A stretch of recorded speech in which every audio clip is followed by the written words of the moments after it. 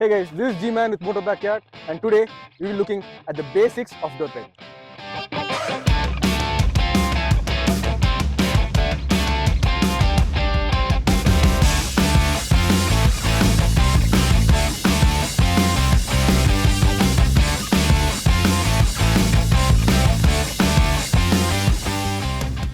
Off-road skills are not just important for you to have fun, but it is super important for you to have fun in the most safest way possible.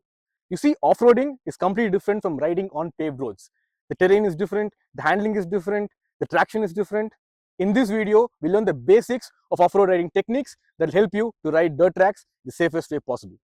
Riding off-road is unstable, period. You've got mud, gravel, slush, and whatnot.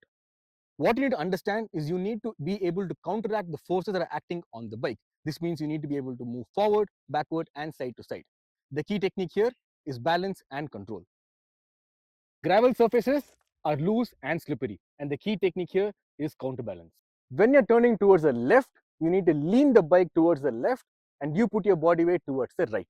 And when you're turning towards the right, you lean the bike towards the right and put your body weight towards the left. You need to ensure that your butt cheeks are completely outside the bike, like how you can see on the video. To begin with, you can practice this on a stationary bike at home with a side stand on, like how you are seeing on the screen right now. You can then move on to a nearby dirt track or a trail and practice this, but ensure that it is safe and there's nothing around. Uphill climbs require constant weight management. The key technique here is to ensure that you move the weight of yourself forward to the bike. This ensures that the front doesn't pop up. Constant power delivery is required here to ensure you maintain traction on the rear wheel. At the same time, you need to be able to suddenly move your weight forward and backward to ensure that you are ready for any rocks or bumps on the surface. While riding downhill, majority of the bike's weight shifts to the front wheel.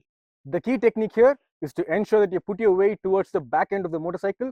This ensures that you not only have enough braking power on the rear, at the same time the load on the front is released so the front doesn't wash out. This technique improves braking efficiency, and the other thing you need to keep in mind is to ensure that there is no sudden braking involved.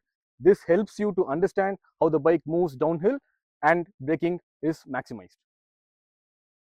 All of this starts with really understanding the basics and getting super comfortable with the bike and doing things like moving front and back, side to side, standing up and riding, and distributing your force on the bike. This might all seem very hard, but trust me, it is super easy with a lot of practice. I really hope this video helped you all, and stay tuned for the upcoming videos because we're going to break down all of these in detail.